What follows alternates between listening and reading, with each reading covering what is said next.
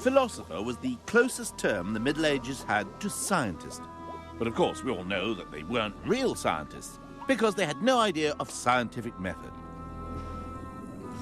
The medieval world floundered in superstition and ignorance. The church persecuted seekers after knowledge, medicine was more likely to kill than cure, and people didn't even know the shape of the world. But are we sure they were so very ignorant? Or could it be us who don't know as much as we think we do about them? Over and over again, we're told that our scientific understanding of the world didn't begin until Isaac Newton in the 17th century. For example, he's credited with showing that white light contains the colours of the rainbow. And yet, 400 years before Newton, a 13th century monk by the name of Roger Bacon performed this experiment, in which he passed light through water to create a spectrum, and concluded, like Newton, that light contains an unchanging geometry. Newton was the man who made mathematics the basis for the study of the world. But then Roger Bacon said the same thing. He wrote, "Mathematics is the door and the key to the sciences." And 400 years before Galileo, Bacon described how to use lenses to make a telescope. Bacon was one of many experimental philosophers hunting for the philosopher's stone. He was an alchemist. But of course, we all know that alchemists were charlatans and magicians who were trying to turn base metal into gold. Well, undoubtedly, alchemy had its fair share of fraudsters, but that doesn't mean they all were. You see, gold is a very peculiar metal. For a start, you cannot destroy it. Heat it up, melt it down, beat it. Whatever you do, gold will always return to the way it was. The gold we have today could once have been a Viking's collar or a 17th century ewer. At Oxford University's chemistry labs, Dr. Alan Chapman explained to me just why gold obsessed the medieval alchemists. What the alchemists were fascinated with is what they called mutability. Why certain things did change and things like gold never changed. Gold was the most perfect of all metals, and as a result, therefore, what gold became was the study of perfection on Earth. And all of their manipulative procedures about gold were concerned with trying to actually obtain, not wealth, it wasn't wealth they were after, it was understanding the inner secrets by which God had made all the substances of nature. The alchemists believed that all things in nature were striving towards perfection. And since gold was perfect, one day all metals would transmute into gold. The alchemists were just trying to give nature and God a hand. Teach me how to make gold. Oh, yes, very easy. Oh, we're going to be rich. Alan showed me one of the experiments that made the alchemists think they were very close indeed. Well, here we have mercury in a jar.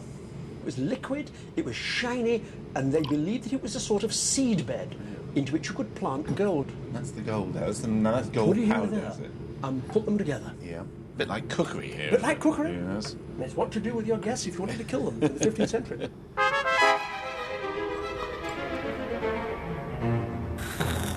And it's now getting a bit like breakfast cereal. It's a sort of scrunchy, peanut buttery feel to it. That's what you have for your breakfast, Alan. This so-called butter of gold is spread on the item to be transmuted into the real thing, and then heated. There it is. We've got a gold-plated Tesco's can lid. The only one in the world. The process didn't actually multiply gold, but the alchemists had discovered the technique of gold plating. It was just one of their achievements. They also discovered the first strong acids and developed techniques such as distillation that would form the basis of modern chemistry. And in a way, the alchemists were right. Transmutation not only is possible, it's one of the key processes in the modern world. A nuclear power station like this runs on transmutation. In the process, a metal like uranium is transmuted into other substances, including other metals. The alchemists may have been right about something else. In 1972, Russian scientists reported that at an experimental reactor in Siberia, the lead shielding had been exposed to such constant nuclear bombardment that part of it had turned to gold. In the Middle Ages, all science, what they called philosophy, had a different purpose from science today. Any pursuit of knowledge was only useful if it brought you closer to understanding God. Even medicine. Today, there's only one thing we expect from medicine, to make us better. But medieval doctors had their sights set on even more ambitious things.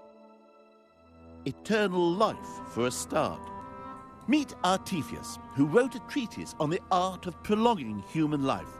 And as proof that his theories worked, he claimed he was no less than 1,025 years old.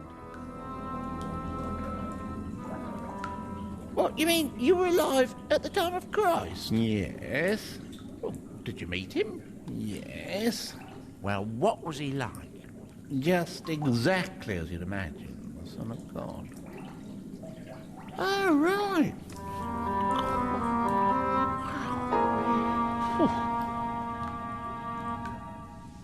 The alchemists believed that if they could turn base metal into perfect, immortal gold using the Philosopher's Stone, they might also be able to use it as an elixir of life that would make mankind immortal. The purpose wasn't simply to make people live forever, but to restore mankind to its condition of perfection before the fall. The eternal life was almost incidental. Of course, no philosopher actually found the elixir of life. I mean, otherwise I'd be interviewing him now. But that doesn't mean we should write off medieval doctors. I'm about to have a consultation with an expert in medieval medicine.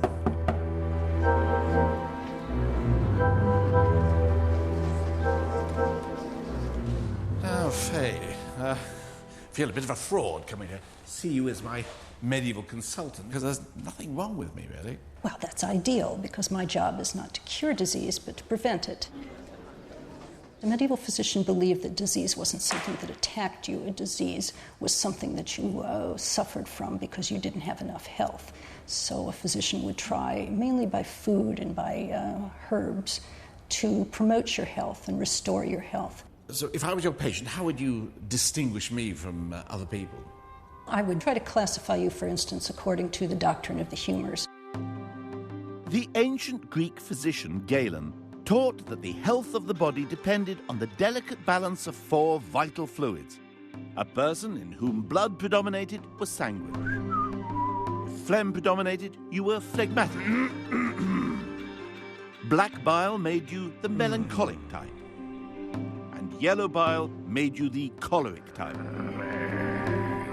Doctors first diagnosed the patient's type or humour and then adjusted the treatment accordingly. What do you think about me, then? What humour would I be, for instance? I think I would say there was definitely a sanguine streak to you. Sanguine means that you're dominated by the humor blood, which is the humor of youth. But I would also say, because you're an intellectual, that like most intellectuals, your predominant humor is melancholy, the cold and dry humor of old age. If you were my medieval doctor and I was your patient, how would you start to examine me? Well, the first thing I would do is take your pulse, and I would try to understand how your body's innate heat was cooking through your body. And the pulse would tell me whether, in fact, you had a fever. And if you did have a fever, I would probably let blood, because letting blood would lower the fever. After I'd take the pulse, I would want to do a uroscopy. You want me to pee in the bottle? Okay, I'll go and do that right away. Well, I feel a bit embarrassed about giving you this, Faye, but what you look at first is the colour, do you? Yes, what I would be doing is looking at the color, the texture, whether anything's floating in it. I would want to touch it, and also I'd want to taste it. What? You're having me on. What do you mean? What do you mean? This isn't urine at all. Huh? You taste it. Oh, no, it's apple juice. Yes, I'm sorry. Yes, it is. Sorry about that. In fact, medieval medical treatises warned doctors that some patients might try to fool them by offering wine or water instead of urine. The striking thing about medieval physicians was that they cared for the person as a whole. It's an attitude that's only recently started to creep back into mainstream medicine. Now, I'm not saying medieval medicine had all the answers. I mean, if I'd lived then, I'd have died aged 27 of a burst appendix. But that doesn't mean medieval doctors were just quacks. Maybe they even had something they could teach us. Here at Sutra Isle in Scotland, Brian Moffat has been carrying out some remarkable detective work. Over 800 years ago, a massive monastic complex stood here.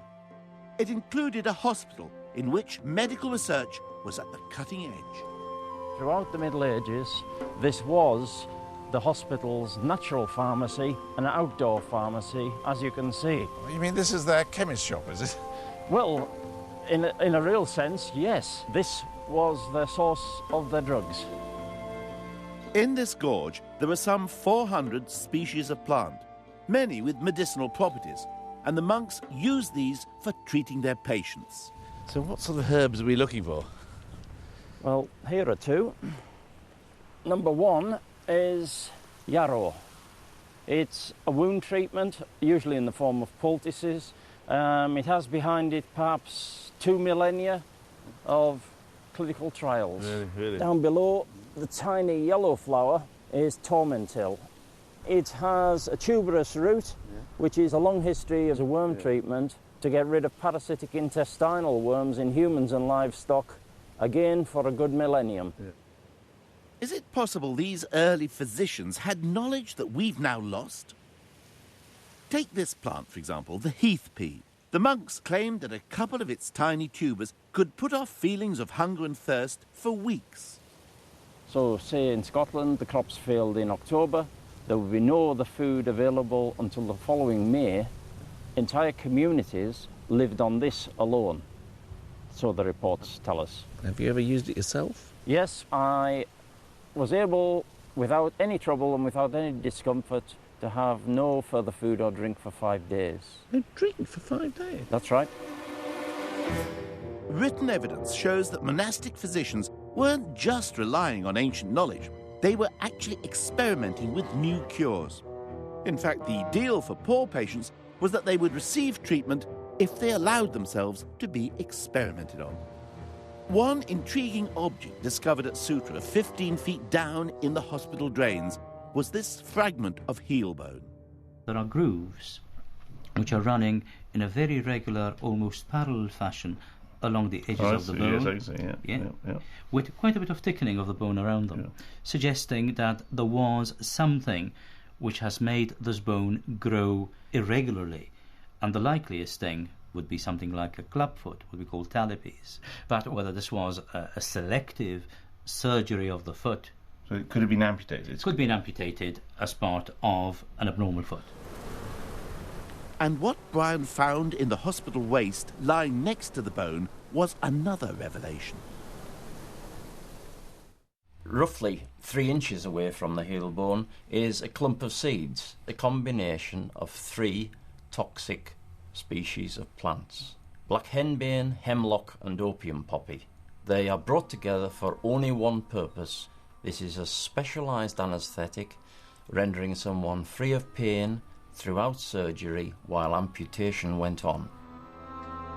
When we accuse medieval medicine of being dangerous, it's worth bearing in mind that today in the United States, more people die of medical mistakes each year than from road accidents, breast cancer and AIDS combined. We like to believe the Middle Ages was an age of superstition and ignorance. We even cling to total falsehoods to support that belief. Take geography. In the Middle Ages, they thought the Earth was flat. It's a well-known fact, except that it's a fact that was made up in the 19th century. Medieval sailors knew the world was round. I mean, how else did things disappear beyond the horizon? In fact, people in the Middle Ages wrote about the world being round. Here's Roger Bacon. The curvature of the Earth explains why we can see further from higher elevations.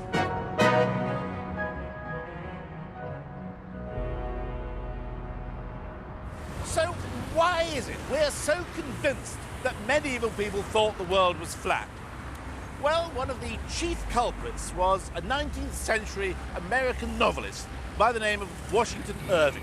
He wrote fantasies like The Legend of Sleepy Hollow and Rip Van Winkle.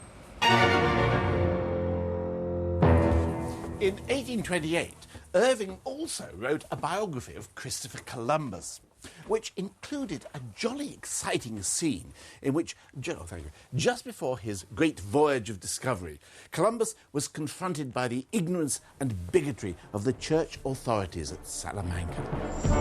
They accused him of heresy for saying the world was round, when the church taught that it was flat. Except the church had never taught that the world was flat. The scene was entirely fictitious. But if they didn't believe the world was flat, why were their maps so terrible? I mean, they hadn't a clue, had they?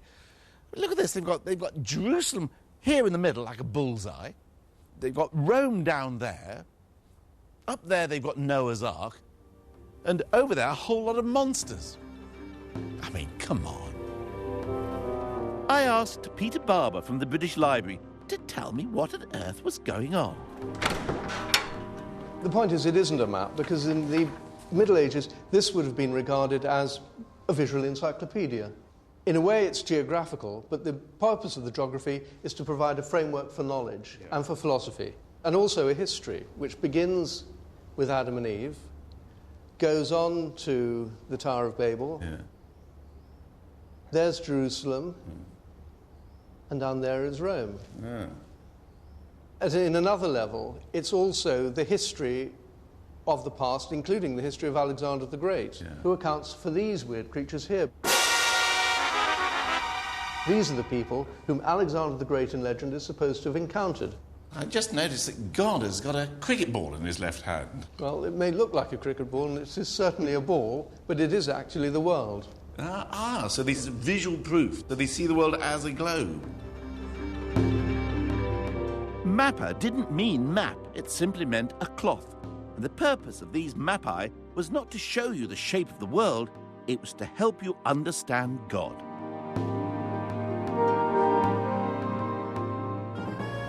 The people who needed geographically accurate maps were mariners, and they had them.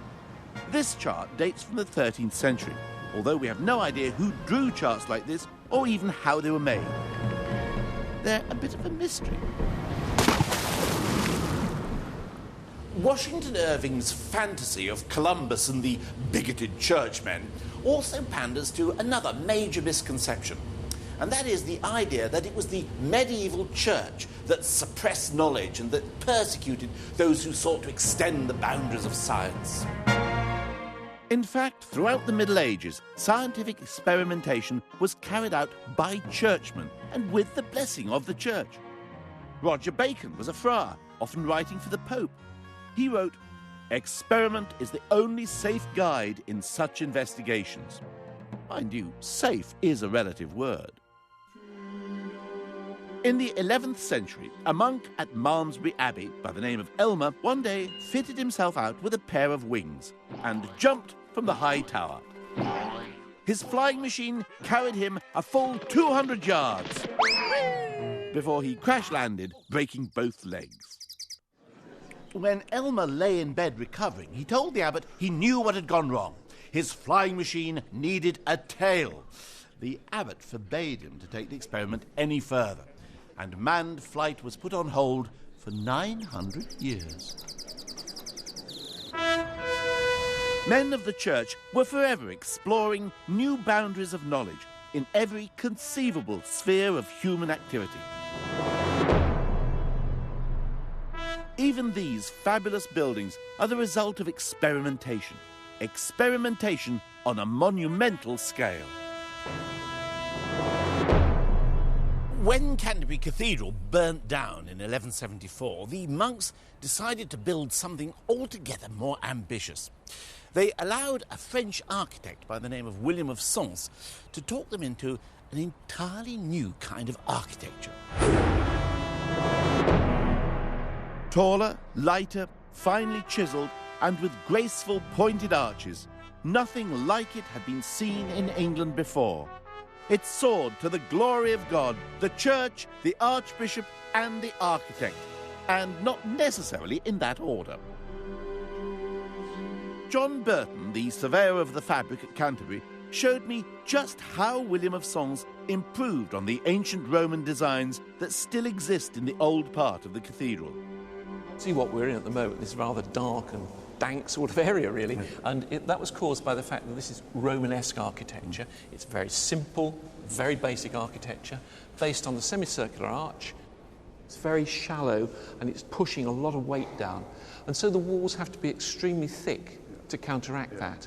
And these thick walls, of course, do not allow large window openings. And what William of Sens was coming up with was a way of overcoming that problem. He's being pushed by the theologians as well. They were saying God is light. Let's see what we can do, how we can bring light in and actually worship in a very light, bright space.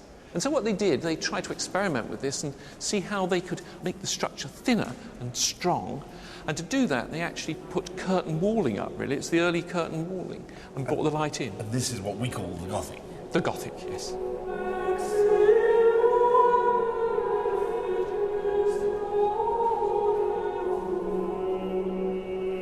Here, we're looking across at the Romanesque part of Canterbury. It's just a very heavy mass. If you look at the tower, you'll see that's just a heavy mass of masonry coming straight down to the ground.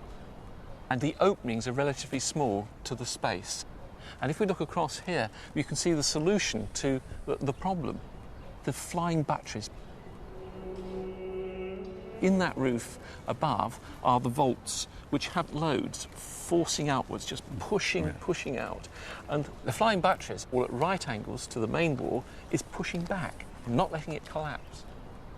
So the structural development here is opening up the wall and giving some beautiful, beautiful shapes inside, and massive amount of light.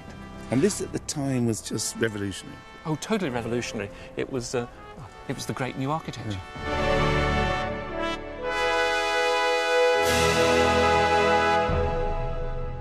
The cathedral builders were experimenting at the limits of their technology, and they learnt what those limits were the hard way. The fact is, our great cathedrals were always falling down. Winchester Cathedral's tower collapsed in 1107. Gloucester Abbey, 1170. Lincoln Cathedral, 1237. St David's, 1220. Ely, 1322. St Albans, 1323. York, 1407. And Ripon, 1450. Of course, the church's motive wasn't pure blue skies research. Like a lot of modern science, there were often economic or political imperatives behind the pursuit of knowledge. Take the Abbot of St Albans here in 1323. He undertook one of the most ambitious engineering projects of his day.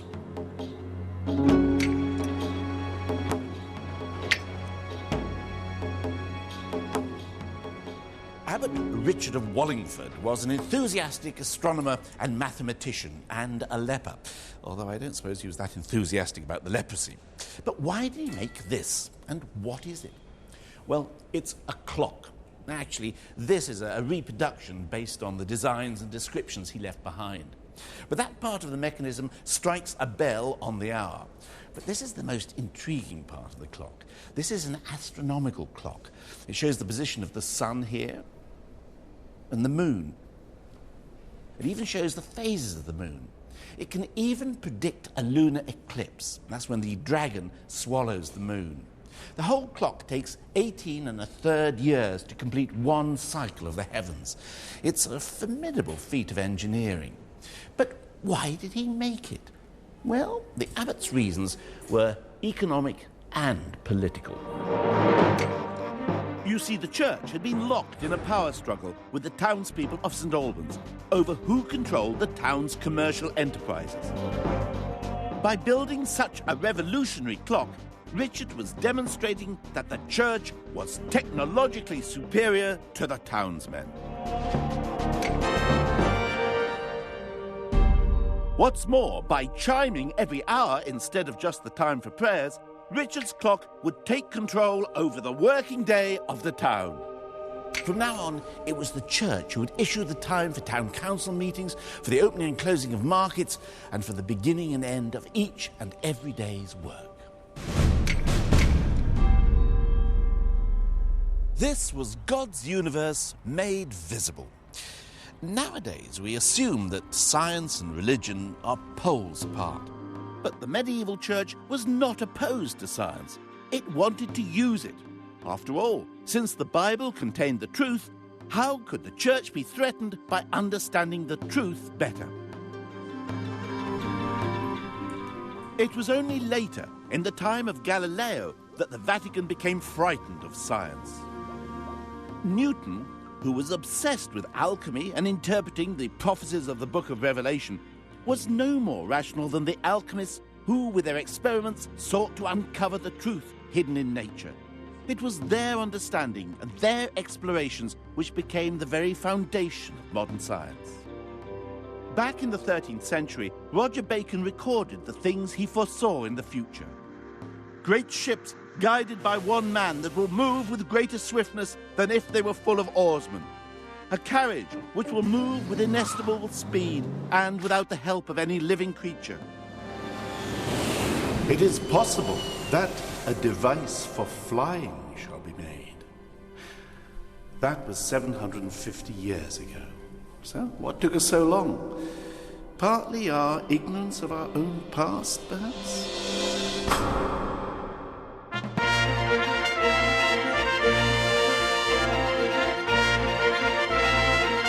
Next time on Terry Jones's Medieval Lives, The Outlaw. Did Robin Hood really exist? Did outlaws never wear trousers? And how many cows enjoyed a career as executioner?